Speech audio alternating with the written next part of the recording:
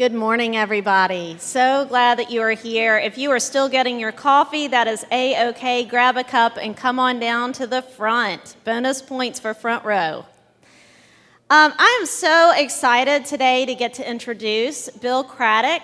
Some of us are fortunate enough in our lives to have these extra parents who help raise us, and Bill Craddock is definitely one of those people for me.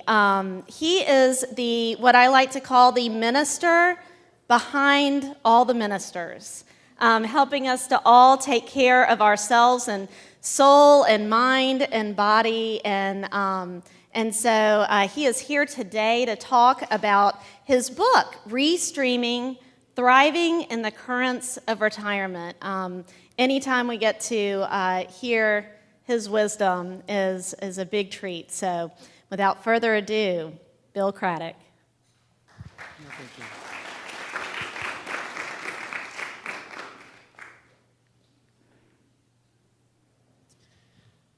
Let's start with a prayer. Direct us, O Lord, in all our doings with thy most gracious favor, and further us with thy continual help, that in all our works begun, continued, and ended in thee, we may glorify thy holy name, and finally, by thy mercy, obtain everlasting life. Amen. November 12th, I got a call from Sandy Webb, said, "Hey, Bill, would you mind speaking to the Holy Communion group on Adult Forum on April 15th? I said, "Sure." And then I started thinking, what do you want me to talk about? I thought it would be about the church or St. Vincent's, which we'll talk about in a minute. And he said, "No, I want you to talk about your book." And I said, okay. Well, the publisher of this book said, be unapologetic, because all the funds go to St. Vincent's School for Children with Disabilities in Haiti. So I'm trying to be unapologetic, but it's very awkward and uncomfortable to start passing out a book with my name on it and for you to buy for $10 if you want to keep it. But it goes to St. Vincent's, and I'll talk about that in a moment.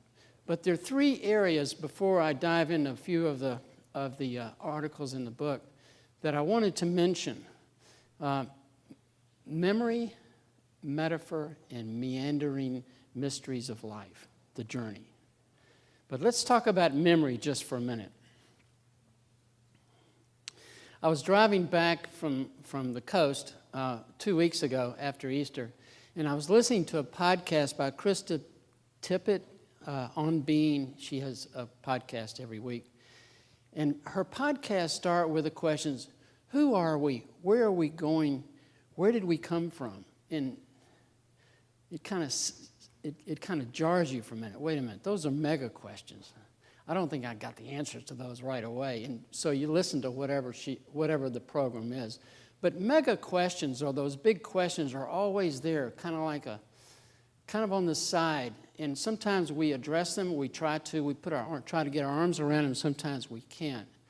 Working with the clergy, we used to ask them 4 questions, more theologically. Who am I? Who is God calling me to be? How am I responding to God's call? And how am I changing? Those 4 questions have to do with identity, discernment, practice, transformation. If we don't ask those questions constantly, I think we lose a sense of attachment or understanding about our relationships with ourselves, with our families, and with God. They're big questions, and sometimes we need to loosen the rust and melt the ice, encasing our understandings and relationships with ourselves. An Austrian writer, Ida Gurez, living in Germany in early and middle 1900s, uses a wonderful metaphor to address these mega questions. She says it's like approaching a great waterfall with an empty cup in your hand that you long to fill up with water. If you put the cup right into the middle of the waterfall, it'll likely be dashed away. It is better, she says, and I like this metaphor. She says, it's better to aim for one small part of the waterfall, perhaps on the edge, one particular trickle of water, and fill up your cup there. This is what I hope we can offer with the reflections and the devotions that are in this book, little vignettes, little trickles of water to fill your cup, to deepen your understanding and perhaps your relationship with God and with your family and with your friends. Let's start with memories. Faulkner said, "The past is not dead. It is not even past." I think what Faulkner meant was that there's no present, it is always past. Think about it. When is right now? Right this second. As soon as you say it, that moment is gone. And all we have of that moment is a memory. In that sense, we're always living in the past, experiences forming memories and shaping our actions. And the past is forever changing. And the interpretation of the past changes, not only by us, but by those whose telling of the past we filter through our own minds. It's the filtering, kind of like that telephone game we used to play in school where you'd tell a secret to some person and she tells the same secret to another person. It goes all the way around the room, and by the time it gets back, it's totally changed. That's the way sometimes we interpret the past. If we could not remember the past events, we could not learn or even develop language or relationships. So it's a nagging need for narrative. We're always trying to make sense of the past by putting it together in some kind of sequential, linear logic path that says, oh, this is the way it works. But the past is always informing us of who we are and who we have been. Søren Kierkegaard said that life can only be understood backwards, but it must be lived forwards. As we look into our past experiences, we can begin to appreciate and learn about ourselves. So that's memory. And the next idea that I want to put into this is metaphors. What is a metaphor? Webster says it's a figure of speech that describes an object or action in a way that isn't literally true, but helps us explain an idea or make a comparison. If you look in the Bible, think of the metaphors in the Bible. In the Psalms, your throne, O God, is forever and ever. In Isaiah, the mountain of the house of the Lord will be established as the chief of the mountains. Jesus used metaphors and parables to convey his abstract and divine ideas. In Matthew, the kingdom of heaven is like a mustard seed. Or in John, I am the vine, you are the branches. We sing songs loaded with metaphors. A mighty fortress is our God. Swing low, sweet chariot. Some thoughts are too complex, too deep, too personal for words to express. So we use metaphors to symbolize, represent, and tidy up our deep abstract thoughts and beliefs. Let me wander into meanderings for a minute. Life can be viewed as a mysterious meandering, like the current of a stream. Our life is a continuum with everything we have become and all of our relationships that have floated along the slowly meandering and maturing stream of our being. We're all in a mysterious way on a long, arduous journey in search of a wisdom that would give meaning to life. Our experiences brought to mind again through memories and reflections inform and enrich us.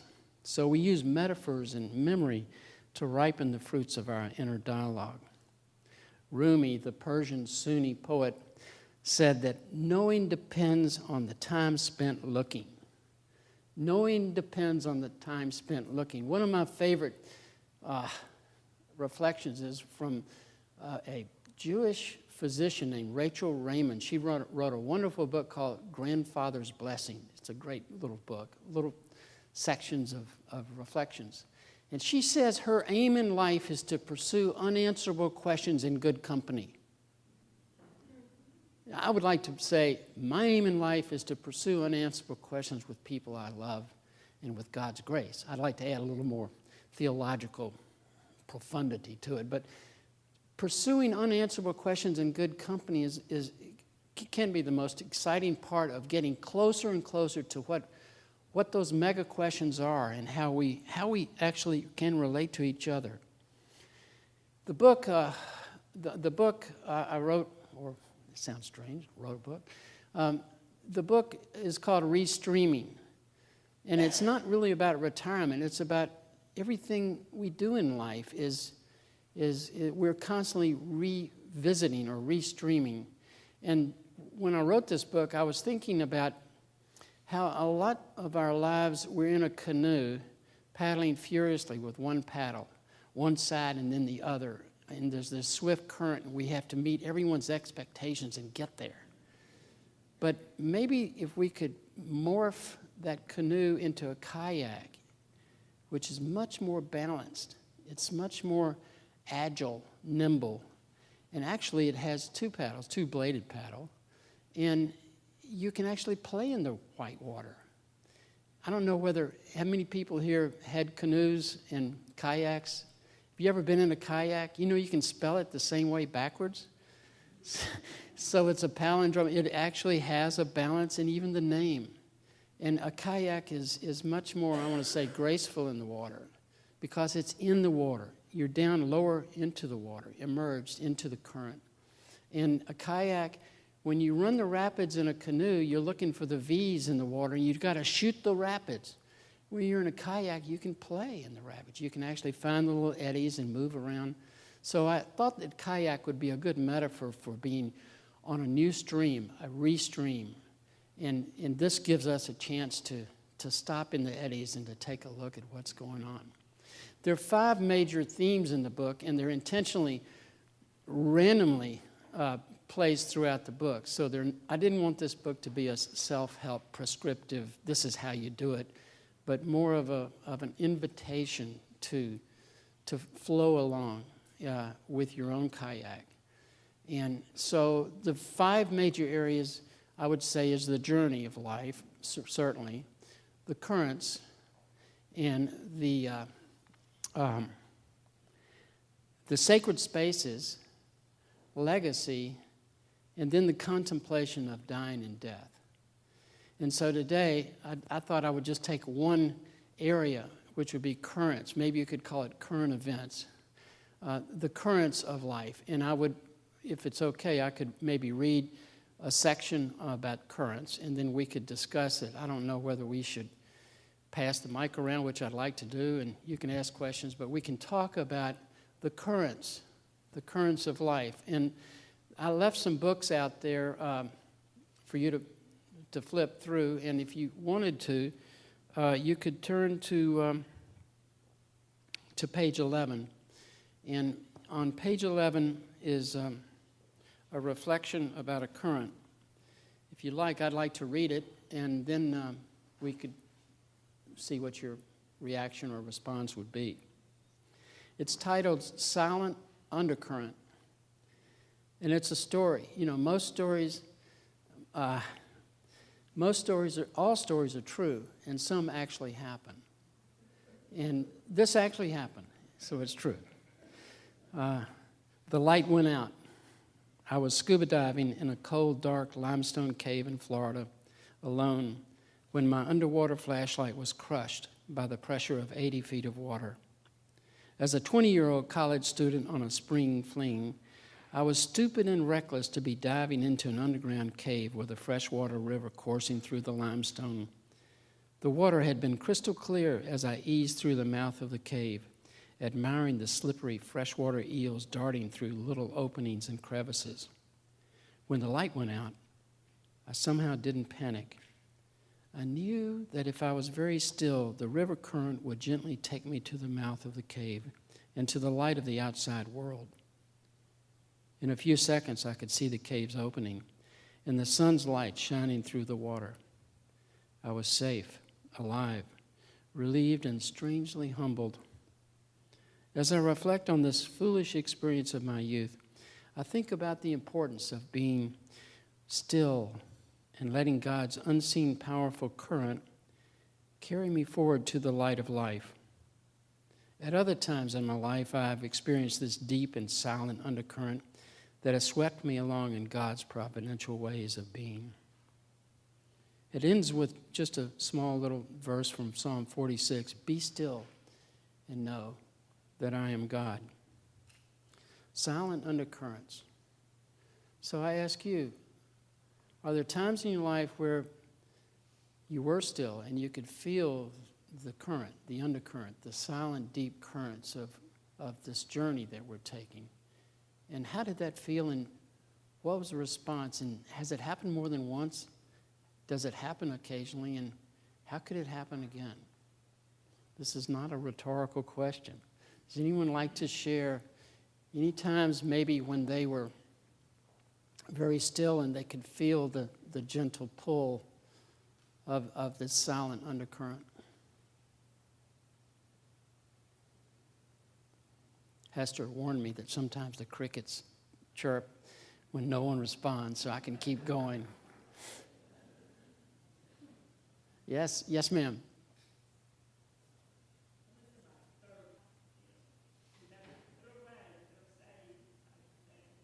Right, so in some ways the undercurrent kind of awakened you to be aware, more of a, wow, pay attention, mind the gap. Let me read another reflection, page 34, Going with the Flow.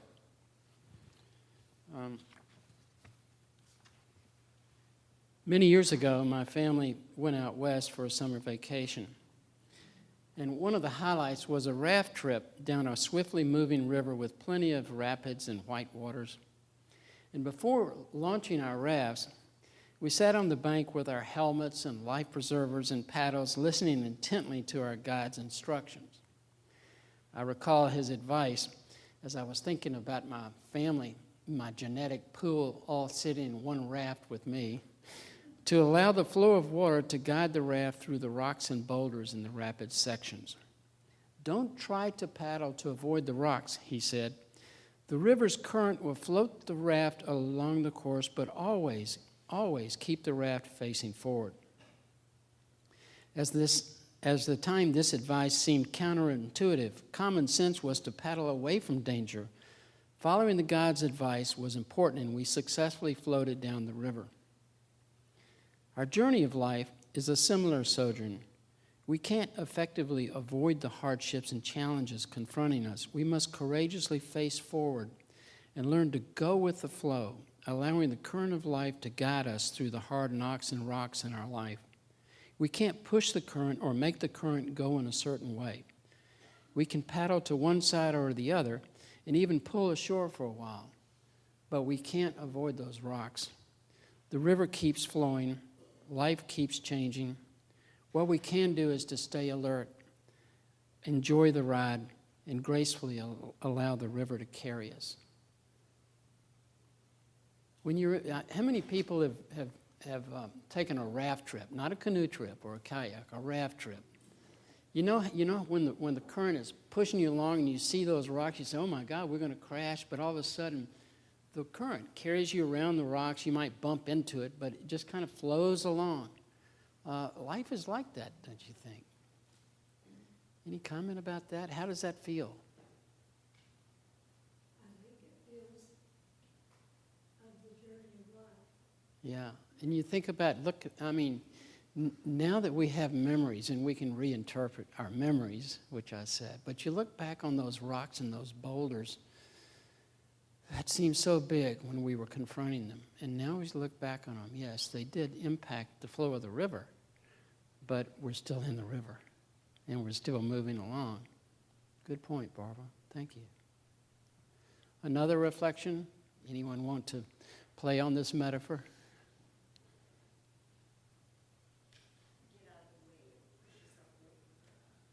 Right.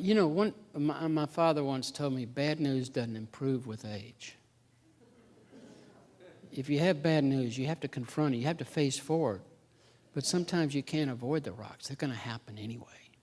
But you're right. We spend a lot of time worrying about those rocks in front of us rather than being in the present. Good point. It really is. I took, last summer, I took, my daughter and I took her children, my grandchildren, to Minnie Island. You remember Minnie Island over there in Arkansas? And we were in a raft, and it was very gentle. It wasn't very fast, but we did. The raft got stuck between two rocks, and so I had to get out to move it. Well, when I got out, you don't get out in the front of the raft with the current coming this way. You have to get out in the back of the raft. But in a way, I felt dismembered because when I dislodged it. The raft took off with the children, and here I was, I said, wait a minute, leave me, Say, well, what's going on, But that even is an image, We need to work on this together. You can't do this alone. You need other people to help you.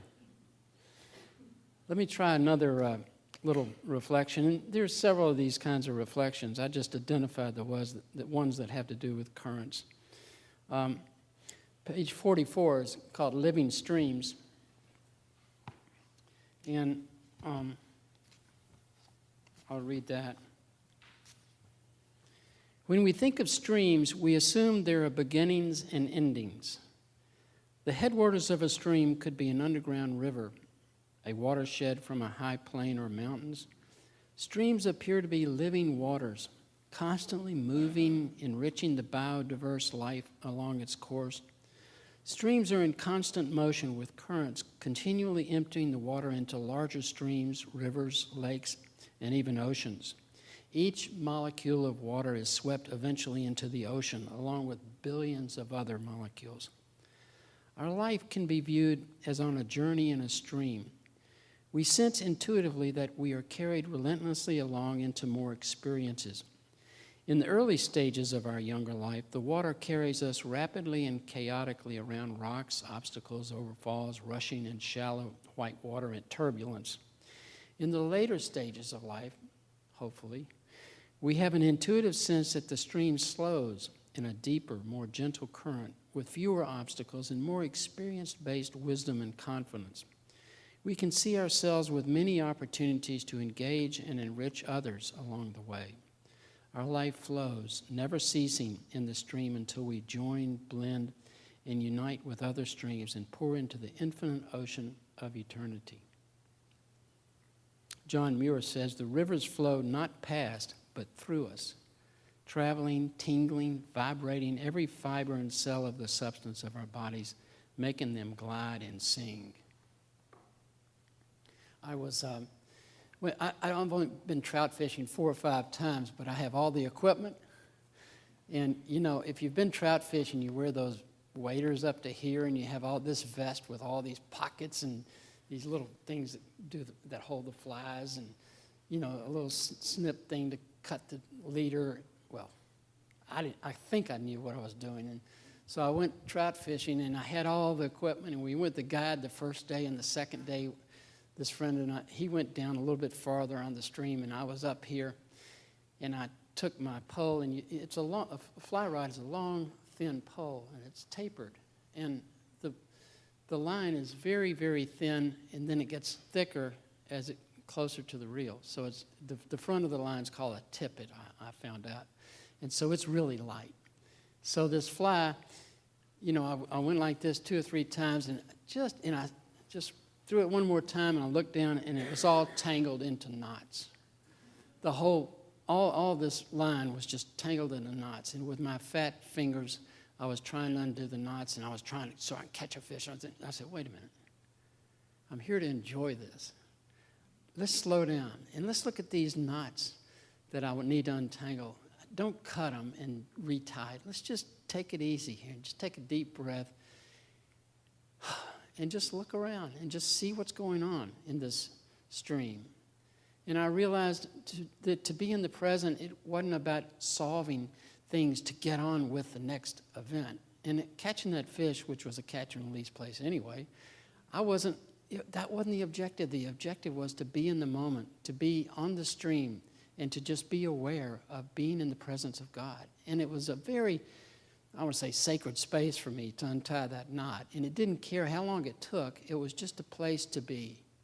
It was a real learning for me. And, of course, I have to learn it over and over again. But a lot of times, it's not called patience. It's called being aware of the knots in your life. And then maybe slowly allowing that to be a time to reflect, to deal with it. So thinking about the living stream when we're always trying to anticipate what we're going to do next rather than being aware of being in the now, in the present.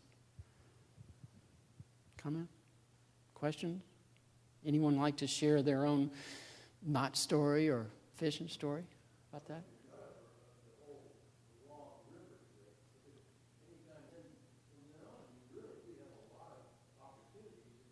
never had before. And so in some ways, and maybe this isn't true with everyone, but it seems to be that in some ways, the longer the river, the deeper and maybe the slower it becomes as it approaches the ocean or the larger tributary.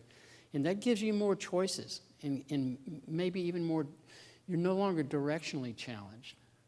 And so you can actually discern and take some time off and enjoy this eddy, or to move over here and do this. It's much more self-directed than trying to meet the expectations of everything that was in the earlier fast pace of the river. Yes, ma'am.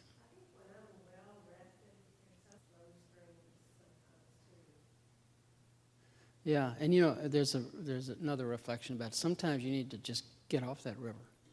You need to pull it off, go push the kayak off to the bank and just sit there and watch it.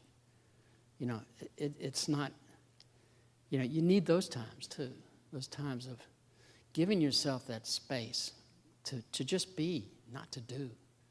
Some people say, well, what are you doing now that you're retired? How are you spending your time? I'd love to just tell them, I don't want to spend time. I want to engage in life. It's not about spending. Or maybe, I don't know.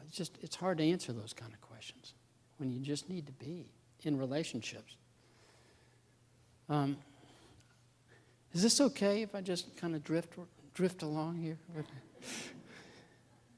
Let me read one called Rip Currents, page 71, if you have it. A rip current. A rip current is a strong, localized current of water that moves directly away from the shore, cutting through the lines of breaking waves. The location of rip currents can be unpredictable. While some tend to recur always in the same place, others can appear and disappear suddenly at various locations along the shore. When caught in a rip current, it is advisable just to relax, if you can. Swim laterally and don't fight the strong current. At first, you'll be swept away from shore, but eventually the current will die out and you can swim back to the beach and to safety. Most of us have been caught in rip currents in our lives. One moment for me was the day my mother died.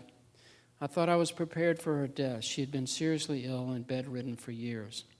When I was told she died, my heart sank deep into my chest. It was a cold and gray January day. I went for a run across a golf course, Audubon, with a fierce winter wind blowing in my face. I remember muttering, "Mother, Mother, I love you, I miss you." I was caught in a powerful emotional riptide, a swirling of intense feelings of sadness, loss, homesickness, and even self-pity. I couldn't think straight, so I just ran harder into the headwinds.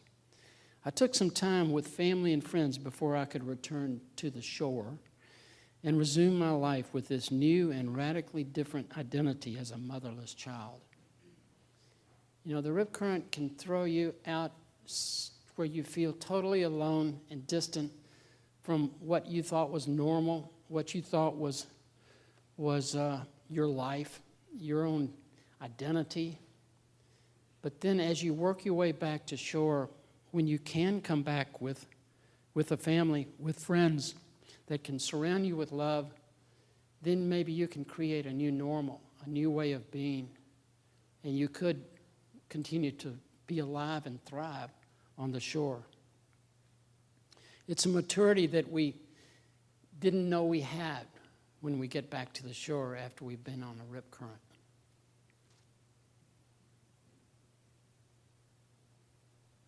That's a hard one. But it's part of life, and it's something we can't deny, ignore, and with those memories will continue to not just inform us, but direct us along our stream. So you'd like to share about the rip currents? Does that make sense as a metaphor? As a memory? As a meandering meaning? Ooh, good question. I hadn't stretched that one around.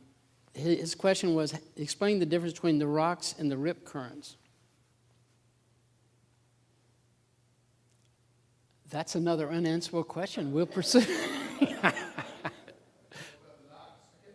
And the knots. Oh, that's right. But you can't see the rip. The rip current is unexpected. It's totally out of the blue. How did that happen? Why did that happen? You know, why did God make this happen? You know, those kinds of questions kind of tangle up into the knots that we have to constantly undo. It would be, as happened to Automobile accident. right, and it was just totally out of the blue and really upended our whole life for the time being. Yeah.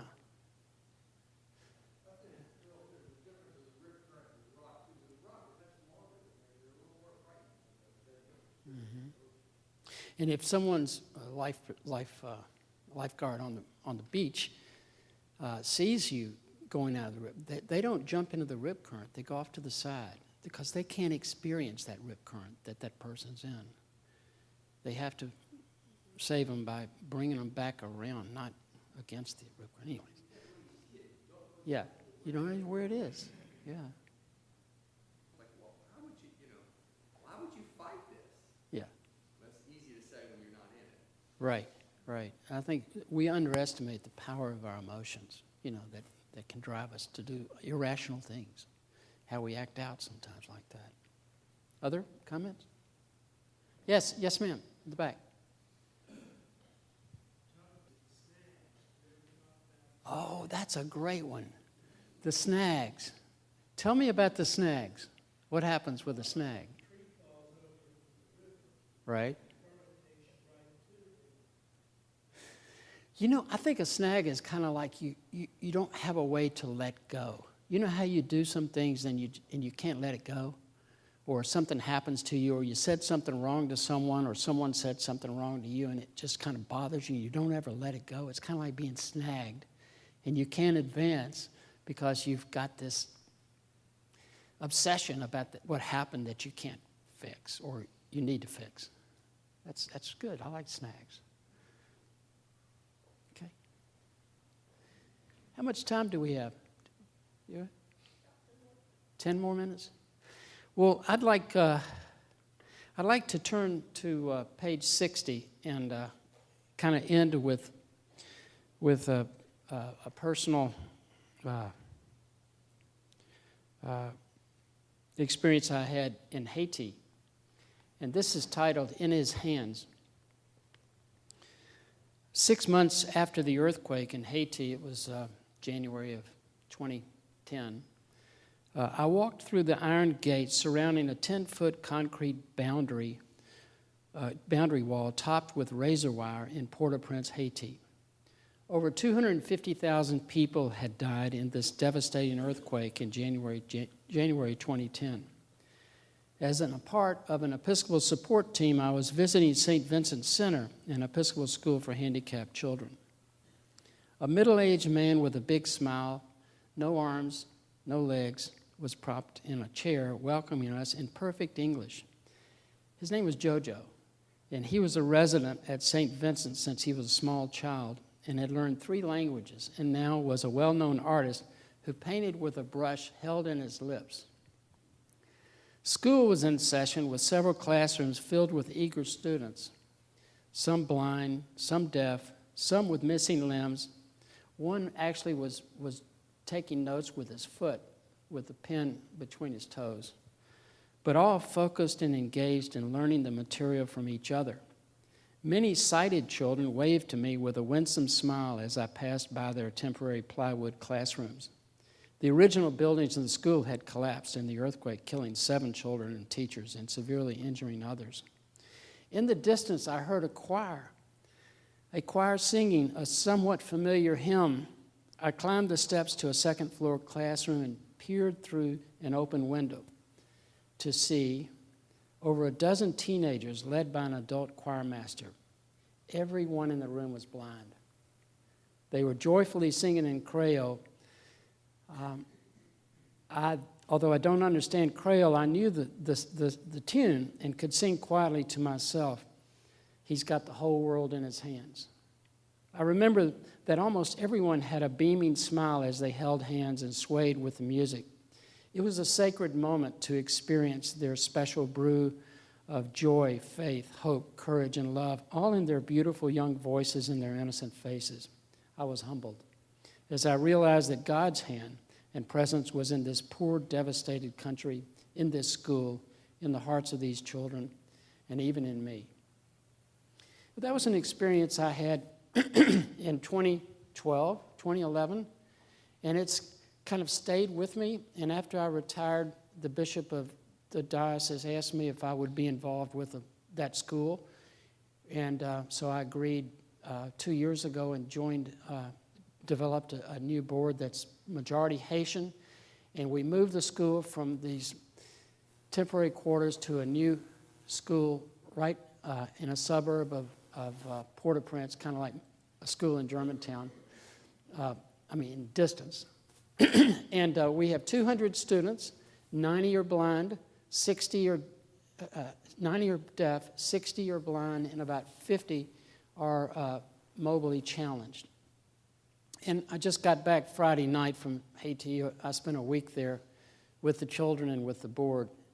And it's been a wonderful experience for me to be involved. It's taken a lot of work, and I would say that Haiti remains unhinged. The roads are potholes with garbage and pigs and dogs running around, and there are tap-taps, these pickup trucks that have been painted with Jesus Loves Me and all these colors that are carrying like 8 or 10 or 15 people in the back of a pickup along these roads. And the children all have very clean uniforms, and they're all happy and winsome. And these children, these 200 children that go to this school, St. Vincent's, they're all disabled, not cognitively challenged. They're learning, but they're physically challenged. But they're challenged also in the environment they live in. In Haiti, the culture is that children with disabilities have been blemished or have been brought in by the devil. A lot of them are sexually abused. Some of them are left in the back room of their huts. Most of the children live with outdoor plumbing.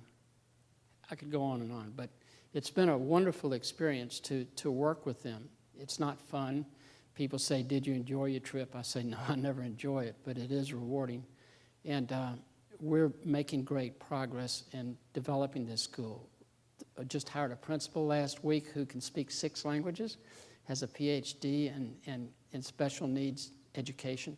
She's Haitian, and she's taken a big cut in her salary to come work there because she sees this as a model. It's the only blended community of disabled children in Haiti that offers this educational experience. We have about 30 that are boarding there. We're trying to build classrooms for more boarding students, and the real challenge is, Thursday I met with the chief of operations of the Haiti bus transportation company, and she was saying that she would assure us that the buses will start coming on time. We have 3 buses that transport these children, and they're not wheelchair accessible. So the older children pick up the children and put them in the bus. It's third world. But the reason I mention this is, of course, the book, all the proceeds go to Haiti, and if you want to take this book home, just give me $10 or more, and that would be great. But also, West Tennessee is the only diocese that supports this school, St. Vincent's, and Bishop Johnson has been very supportive, and I know we have some people in this room who have actually sponsored a student for $650, which is great. And so this is kind of an infomercial. I've got some brochures that I could leave for you to pick up, but I would be delighted if you wanted to talk to me afterwards about St. Vincent's, and even I would jump at the opportunity to offer sometime in the next year another forum on St. Vincent's with the video and discussion of that. But I just wanted to leave you with the fact that it certainly impacted my life to have that chance to make a difference, even if it's just one child, to make a difference in their life it's been a real blessing for me. So any questions about St. Vincent's? Yes. Matter of fact, I'll be meeting tomorrow with Stephanie Cheney and Carrier to develop a program for that. But we do have a designated fund. And matter of fact, it's real exciting. We just established at the board meeting Wednesday, the 501c3 now is in the name of St. Vincent Center. So we're on our way. Yeah. Any other questions? I really appreciate your patience, your kindness, and your compassion to walk with me through some memories, meanderings, and metaphors. And if you like the book, just give me $10, and if you like St. Vincent's, give me $650. And if you have any other questions, I'm here to answer them. And thank you very much.